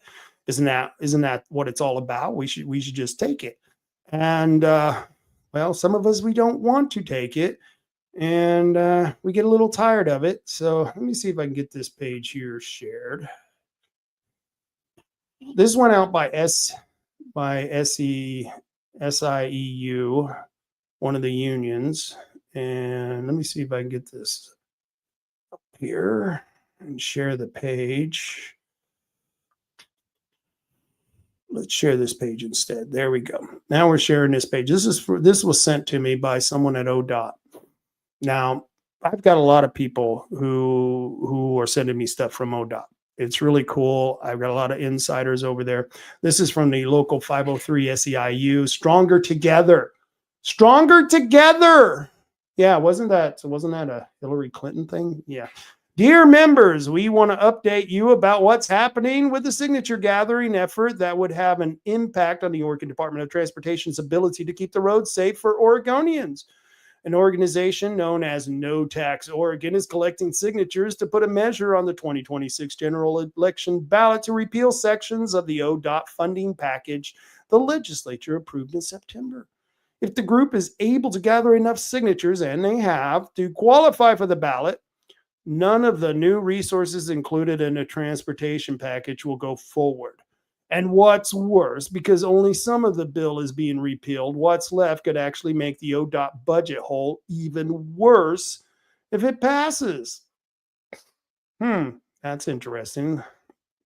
This means ODOT, during its busiest season when staff are working to keep roads safe, could be facing drastic budget cuts and layoffs. While we don't yet know what those cuts will look like, we are trying to get more information from ODOT. Our priority is to protect jobs. This referral will increase the budget hole and continue to keep ODOT in crisis. But let's be clear, there is no way that ODOT can endure cuts that won't also have a negative impact on safety of Oregonians. Of course, it's always about our safety. We are closely watching what No Tax Oregon is doing to ensure they will be held accountable to follow the law. What you can do over the next few weeks, if you see people gathering signatures, don't sign the petition. And ask your friends and family not to sign either. because, they're into destroying democracy. Watch how volunteers handle the petition forms. Some reports say forms are being left out and not handled correctly, which is not allowed. Use this link to report any problems. Now they're turning these union thugs into the secret police. That's right. Now the union thugs are Tina Kotek's brown shirts. That's right. We will keep sharing information with you and the public about what losing funding for ODOT would mean. This issue is about keeping Oregon roads safe, especially in rural areas. Without enough funding, there may not be enough staff to maintain roads during dangerous winter storms. So it sounds to me like the union is threatening us too. How do you like that? Yeah, now we got the union threatening us. Yeah, well, I can tell you, SEIU, go screw yourself. You and all your little union thugs, F you, okay? I apologize for cussing on Monday. I promise not to. But damn, I hate when union thugs threaten me. It just really ticks me off. And I'll tell you what, the great thing is, Tina, I had a lot of ODOT workers in there in the last 2 weeks at the Republican headquarters signing that petition. And they were telling me the stories that there's plenty of money. They're flush with money. And that these DEI programs that you're doing and this engagement program where you're paying people to participate, it's just a waste of our tax dollars. You're wasting a huge amount of our money and you're threatening the citizens' safety. And I'll tell you what, there's a special place in hell for you, Tina Kotek. You and that girlfriend, boyfriend / animal creature that you keep making love to there in the office.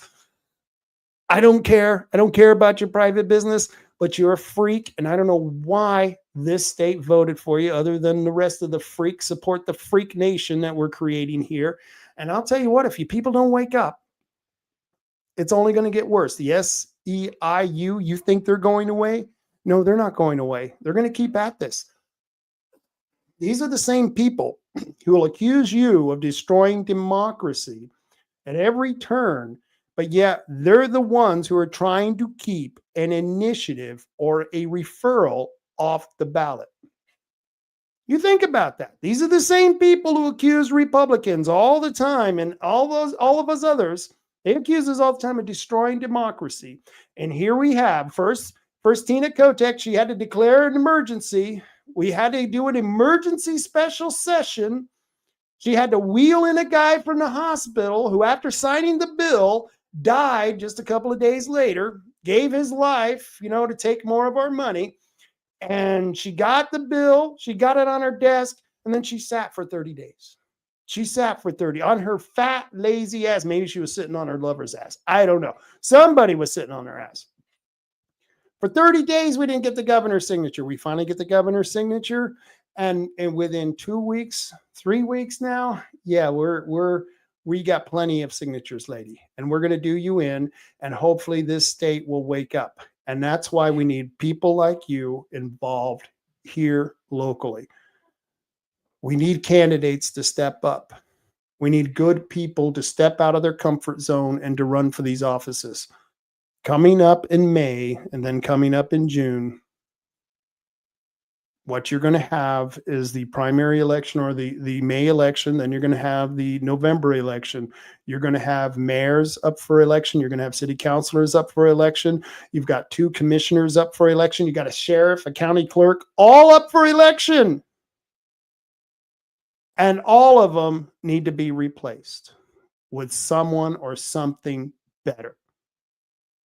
And it doesn't take a genius. It doesn't take someone who's suave. It doesn't take someone who's a mastermind at social media. It just takes a good, decent person who has principle to be able to do the job. That's all we're asking. You don't have to go and make it your life. Just do 1 term. And like I said, if you can't run for office, become a PCP. Do something. Because if not, we're going to have the unions, we're going to have the Democrats, we're going to have the commies, we're going to have all these freaks in the freak show running our lives. They're going to be running our lives. I don't know about you, but I don't want the freak show running my life. I got enough to do. Let's see. I think I James McHenry says these people sound like the villains from Atlas Shrugged. Yeah, isn't that kind of like the villains from Atlas Shrugged? Wasn't Atlas Shrugged the one where the guy, he was mad because one of the new taxes he had paid for some woman's new dental work, so he punched her in the mouth and knocked all her teeth out? I think that was Atlas Shrugged. I think that was Atlas Shrugged, wasn't that? I don't know why. I always visualize that. I remember reading that in the book one time. I'm pretty sure that was Atlas Shrugged. That there was a girl who was on a program who got free dental work, and so some guy knocked her teeth out. He says, if I'm going to pay for them, I might as well be able to knock them out. And to me, I'm almost, if I'm paying for your food, then I should be able to come over to your house and eat it. If I'm paying for your medicine, well, I should be able to come into your bathroom and your medicine chest and take it. And that goes for me too. So, I don't know where we're going with this country, but if you don't step up and we don't get some good candidates to run for office, we're going down the road of many other countries who have tried socialism. And this is what we're doing in Oregon. So I hope you guys can pull yourself out. It's not going to be a pleasant ride. No. I do want to remind everyone, tomorrow there's a BOC meeting, and tomorrow morning at 9:30, they're going to be talking about what was going on at the meeting. They're having a public hearing on the meeting tomorrow, and gosh, I can't remember what. Maybe I had it up here. Maybe I had it marked here. But tomorrow morning at 9:30, they will have the regular meeting. Tonight, there is a band-in meeting. And the band-in meeting, let me share this tab. Let's see. The city of Bandon here. What they're doing is they're having a regular meeting tonight. They're going to have their call, their presentations, the Greater Bandon Association, Volunteer of the Month. It's usually the same guy. Let's see. What was it? A public comment. Yeah. Let's see if here we go. Old and new business. A discussion, panhandling to transfer of property between vehicles and pedestrians. It looks like that's old and new business. Wait a minute. To comment on any old and new business, please sign in and submit the comment from the clerk before the item appears on the agenda. Okay, whatever. But they are going to have one here, 5-4, that I thought was interesting. A discussion on panhandling and the transfer of property between vehicles and pedestrians. Now, I hate new laws, but I'll tell you what I hate even more is when I'm on the street and I'm trying to get down the street and some jackwhack stops his damn truck because there's some guy standing on a corner with his dog with a cardboard sign that reads, I need money. And then I got to sit there stopped in a lane on a street waiting for some jackwhack to give some bum some money. Okay, if you're going to give bums money, pull your ass over and give them the money and don't stop up the rest of us. I'll tell you what, I nearly killed this guy. I mean, if he would have stopped any longer, I was getting ready to put my car in park. I was going to walk up to his driver's door and I was going to give him a need for dental work, okay? Because it just ticks me off that you jackwhacks who think that you're such benevolent people that you should be allowed to stop right in the middle of the street. Or my favorite is at McKay's.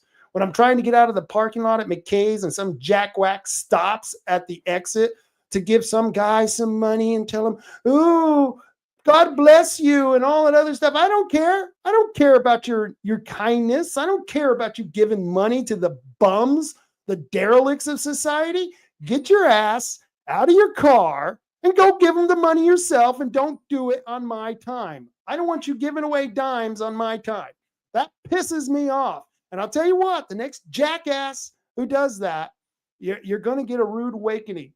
You're going to get a damn rude awakening. So I'm not big on passing other laws, but if they pass a law telling you jackwhacks that you can't stop in the middle of the street to give somebody money, I support that.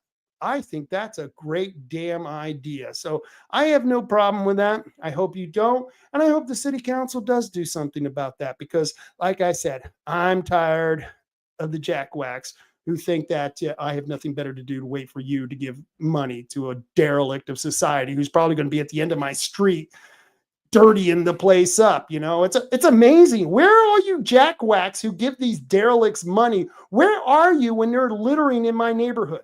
When I have to go to the end of the street with a trash bag and pick up all their trash and get them out of here, where the hell are you jackwhacks then?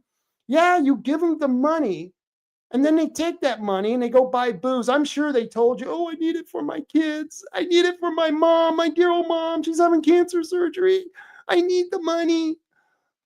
And then you give them the money because you're an idiot. And then they go take that money and they buy some drugs and they buy some alcohol. And then I got to put up with those assholes at the end of my street. So yeah, I'm tired of people being allowed to hand money out their vehicles to these derelicts on a public road. Public roads for driving. You want to park your damn car. You want to be generosity all you want on your own damn time. So that's just my complaint, because I get tired of these jackwhacks. So that's tonight's meeting. This is happening tonight at 7:00. So if any of you city councilors from Bandon are listening, hey, I like that law. I like that. Keep the jackwhacks. Keep your hands in the car. Don't be giving away any money. So, and I wouldn't stop people from asking for money, because we got First Amendment rights here. I believe you have the First Amendment rights, but there is no right. You have no right to be able to stop your car in the middle of the street just to give some derelict money. I'm sorry. I'm going on. I digress. Let's see. What else was there? I think there was something happening at the North Bend meeting that's going to be coming up. Let me share this tab with you. And this is concerning marijuana laws in North Bend. I really don't know what's going on. So let me read here. It says, public notice, City of North Bend Planning Commission, case number whatever, PLNG marijuana text amendment. The North Bend Planning Commission will hold a public hearing to consider a proposed text amendment to the North Bend Municipal Code relating to marijuana uses. The hearing will include a review of the proposed amendment, the staff recommendation, and an opportunity for the public to provide comments before the commission makes its decision. The staff report will be available on the city's website in the Planning Commission packet at least 1 week prior to the hearing. And when is the hearing? The hearing details, of course, it's Monday, December 22nd at 7 p.m. So we got a couple of weeks before that's happening. But I thought all of you people out there, because some of the people who watch this show actually partake in smoking marijuana. If that's your thing, I don't make any judgments. And I just wanted to let you know they will be discussing new marijuana laws in North Bend. Let's see, got the band in. Let's see. This was really interesting. This was really interesting. Let me see if I can get this sharing. Yeah, this was out from the FBI. Now, I got 2 FBI stories here. And the reason I'm doing this is because I hear so many people, so many of the liberals talk about how safe Portland is. And I don't know. Let me read this next. Let me read these next couple of 2 stories. And you can tell me if you think that Portland is safe. Portland man pleads guilty to arson at the Immigration and Customs Enforcement building. Now, remember, this is a building that's supposed to be being protected by the police. It's supposed to have people on the inside protecting it, but yet you can't protect everything all the time. And of course, there's problems still up in Portland. Let me see if I can increase this a little bit. There we go. Yeah. Excuse me. Portland, Oregon. A Portland man pleaded guilty today to arson at the Immigration and Customs Enforcement Office in South Portland. Trenton Edward Barker, 34, pleaded guilty to arson of a federal building. According to the court documents, in June 11, 2025, a group of individuals began constructing a barricade of large objects and debris against the vehicle gate of the ICE building to prevent law enforcement officers from exiting through the gate. Barker lit a flare from his backpack and threw it in it onto the pile of debris. The flare ignited the debris, causing a fire to start. I don't know if you guys remember that back in October. Barker faces a maximum sentence of 20 years, and he should get it. That's 20 years in prison and a $250,000 fine and 3 years of supervised release. He will be sentenced in March 4th, 2026, before a U.S. District Court judge. Oh, I can't wait. The case was investigated by the Federal Bureau of Investigation, the Bureau of Alcohol, Tobacco, and Firearms and Explosives, and the Portland Police Bureau. The case is being prosecuted by the U.S. Attorney's Office for the District of Oregon. Of course, if it wasn't the U.S. Attorney prosecuting it, I guarantee you the Portland DA wouldn't be doing the job. And here's some pictures of the guy right here. I don't know if you guys remember this. This was back in October. This was just after I had been there. This had already happened. But yeah, so that was one of the cases. People, you know, they always ask, oh, it's Oregon, it's really safe. Yeah, there's nothing going on in Oregon. Well, yeah, I guess if you're not in Portland, then you're not working at the immigration offices. But then this story came in, and viewer discretion. If you have children in the room, you may want to cover their ears or someone. But this just ticks me right the heck off. This is just one of those things that their hanging is too good for people who are convicted of these types of crimes. But a Portland man pleads guilty to sex trafficking 3 children. Yes, 3 children, because 1 isn't enough, I guess, for this pervert. So let's read the story. This came from November 7th. Portland, Oregon. A Portland, Oregon man pleaded guilty yesterday on day 4 of his jury trial, where he was accused of sex trafficking 3 minor victims. So all you people, and I've heard this before. I've heard people say this before. Sex trafficking really, that crime really doesn't happen a lot. It's not happening in Oregon. No, it's not happening in our cities. And I can tell you right now, it's happening in every city in Oregon, okay? You don't get to be the number 1 pedophile king of states without, you know, having some children molested. There were a lot of children who were obviously molested here in Oregon, and somebody is trafficking these kids. Somebody's doing the molesting out here. And I think these people, they need to be found, and they need to be, we need to hang them from the highest yardarm. But his name is Eric Lamont Harris. Remember that name, Eric Lamont Harris. This is a 50-year-old piece of crap. He pleaded guilty to 1 count of transportation with the intent to engage in prostitution, 3 counts of sex trafficking of a child, 3 counts of sex trafficking of a child benefiting from participating in a venture, and 1 count of sexual exploitation of children. And according to the court documents, Harris began trafficking 15-year-old minor victim 1 in spring of 2022. Minor victim 1 was a ward of the state, and reported missing in March of 2022, which I guess Oregon doesn't keep track of the kids too well in their foster care. I guess not. But Harris began trafficking 16-year-old minor victim 2 in June of 2022. In July 2022, Harris brought minor victim 1 and minor victim 2 from Portland to Kennewick, Washington, with the intent that they engage in prostitution at a hotel he booked in Kennewick. After minor victim's 2 parents reported her missing, the FBI and Kennewick police recovered minor victim 1 and minor victim 2 in Kennewick.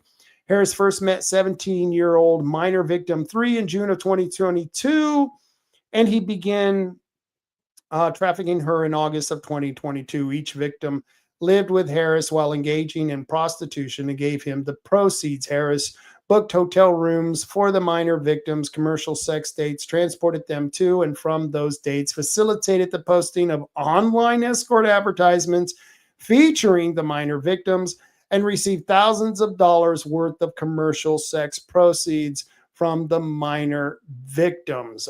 Sex trafficking is the most despicable crime that unfortunately happens here in Oregon. With our state and federal partners, we will stand up behalf on victims and do everything within our power to root out this evil and protect our children, said U.S. Attorney for the U.S. District of Oregon, Scott E. Bradford. This guy pled guilty to this. Back in the old days, you would like to think that this guy is going to go to prison, and hopefully he'd be.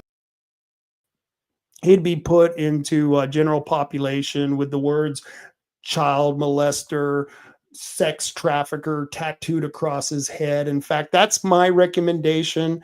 We don't give anyone solitary confinement. No, we give everyone general population. We throw you in the walls, and if you survive by the time it's for you to leave, then hey, good luck for you. That's my world that I would create for prisoners. Yeah, it's a survival of the fittest, and if you don't survive, well, too damn bad for you. So these things are going to continue to happen here in Oregon, and we've got to change it around. The only way we're going to be able to change it around is one county, one precinct at a time. And that's why I'm doing this, trying to encourage you people to get involved with your local politics, because these people who are molesting children, these people who are pushing the DEI, the politicians, the Democrats, the leftists, they're not going to stop. They're not going away. This is not going to end until good people stand up and say no more. That's you folks. Hopefully, some of you watching, listening. I gave you examples of the districts that are going to be open: city districts, city councils, county commissions, the sheriff. Hell, the sheriff's up for election. I'll be quite honest with you. I wouldn't vote for the sheriff. What, do you think the sheriff's doing a good job?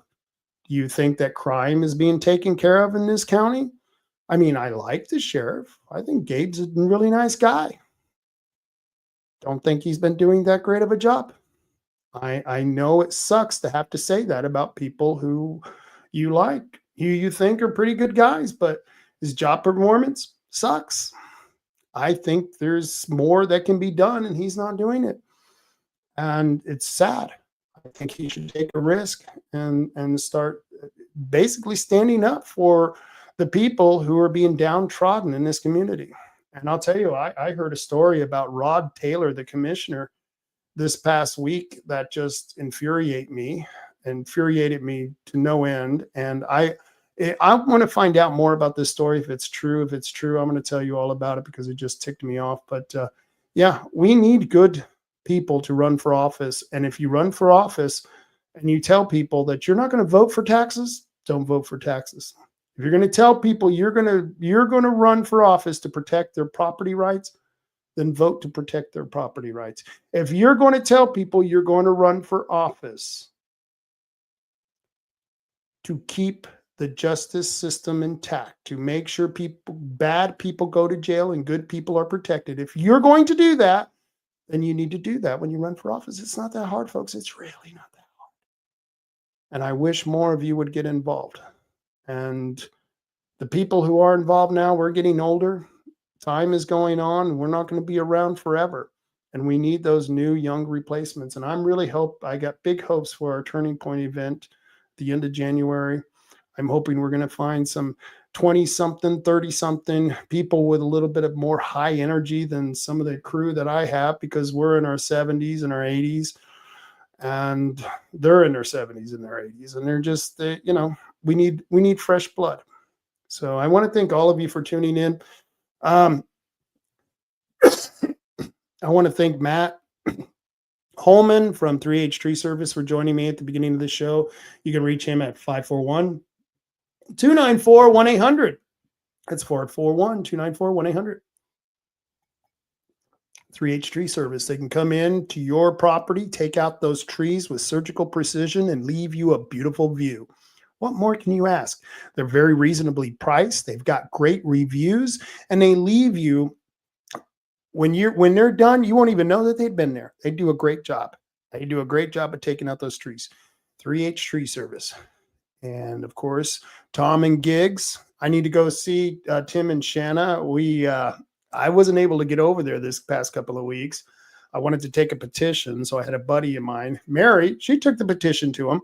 So hopefully you guys got that petition signed. But if you want to get over to Tom and Gigs, take care of all those automobile needs, they can do it. They can take care of those shocks, those struts, get your alignment fixed. Is your car travel worthy? I don't know. Why are you asking me? Is your car travel worthy? So find out, call Tom and Gig, set up a schedule and find out. They'll tell you, is your car travel worthy? I don't know, but you can find them at 135 South Shoneman Street, 135 South Shoneman Street in Coos Bay. That's the Empire neighborhood right behind the car wash. And if you know where the Empire neighborhood is, you know where the car wash is.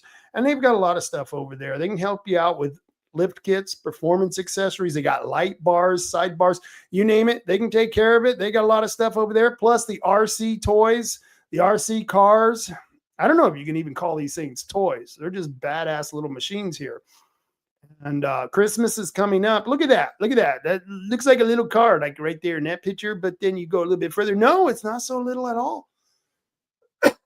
And so your tyke, your kid could get one of these RC cars. They got other stuff besides RC cars. They've got planes over there. They got hero copters. They do have some tannerite. If you're looking for a bane for Christmas, well, tannerite. Just remember, do not drink and use this substance at the same time. That's not good.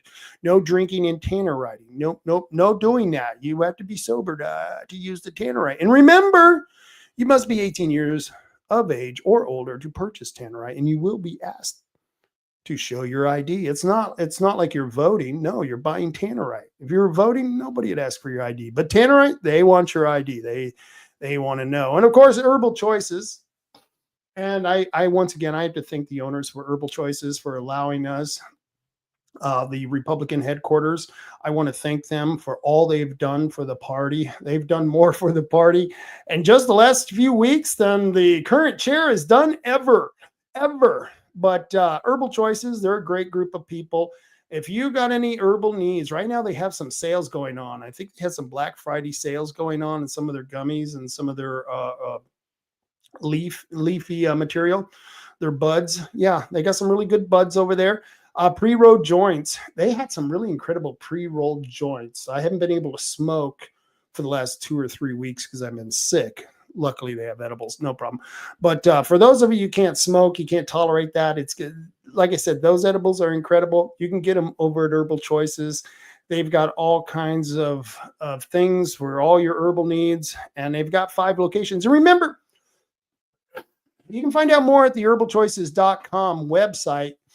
You got to keep this out of the reach of children. Okay, we're all in agreement of there. We got to keep it out of the reach of children. Do not use this stuff when operating cars or heavy vehicles. Can't do that. Don't be smoking the dope and driving. You want to get your dope, go home. That's why they have 5 convenient places, and you got to keep this out of the reach of children. Yes, those are the things that we got to remember. So Herbal Choices, they have 5 locations. They have 1 in Charleston, 1 in Coos Bay, 1 in Bandon, 1 in Reedsport, and 1 in North Bend. Yeah, very good stuff. Very well lit. And we're going to have to find out what they're going to be talking about at the North Bend City Council meeting. Because like I said, they're going to be making new laws or changing the ordinance concerning marijuana laws in North Bend. So we'll find out about that. And of course, abstinence. Yes, you might need a little abstinence. Are you smoking too much pot? Don't worry, we got the cure for you. Abstinence. Yes, abstinence. It's a good. You got the fentanyl problem?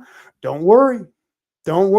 Take a little abstinence. Yes, take a little abstinence. Yeah, you've got that problem. Maybe you're cursing too much. Maybe you're getting angry too much. You got a lot of anger inside. I know. Maybe you drink too much of the alcohol, taking too much of the bottle. You know what I mean? Maybe you're gambling. I don't know. There's a lot of gamblers out there. Well, we've got the cure for you. I know this is crazy. I was talking to a psychologist lady a couple days ago, and she was telling me, we just can't tell people to stop. You just can't tell people to stop. It's a disease. And I'm thinking, yeah, it's not a disease, and you can't tell people to stop. I didn't want to, get into an argument with her, but yeah, I think it would be good if we just tell people who are on drugs, stop it. People who are being assholes, those people who are stopping in the middle of the street to give money to the derelicts of society. Yeah, abstinence. You need some abstinence. Abstain from doing that activity. Yes, and all you homeless people who aren't homeless because you're homeless because you're derelicts, you're bums, you can't stay off the drugs, try a little abstinence. Oh, just a little a little abstinence. So, you know, and I sell it pretty cheap. It's free. That's right. I'm selling it. There's the label. Abstinence. Try it. I know it works. It works. I'm telling you. And of course, Oregon Firearms Federation. I read you their latest newsletter. God, Kevin is a hoot. I got to get him on the show. Maybe we'll get him in a Christmas spirit kind of mood, and we'll get him on the show. But Oregon Firearms, they're still fighting the crazy leftists who want to take away your Second Amendment rights. You can find out more at OregonFirearms.org. Great group of people there. They're not my sponsors, but I recommend them. Bandit Gun Club at banditgunclub.org.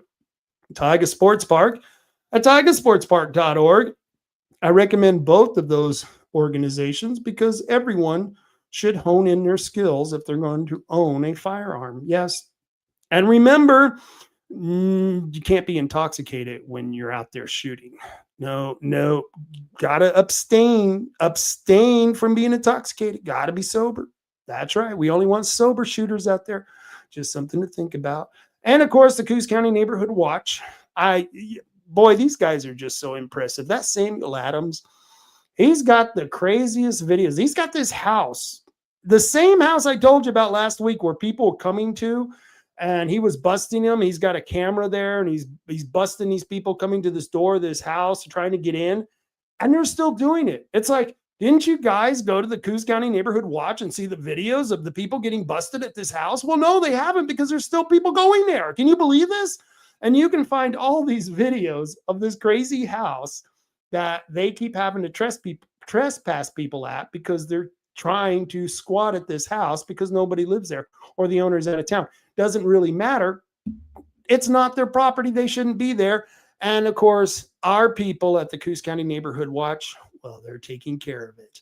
That's right. Coos County Neighborhood Watch on Facebook and Coos County Citizen Council. That's Chris Castleman's organization.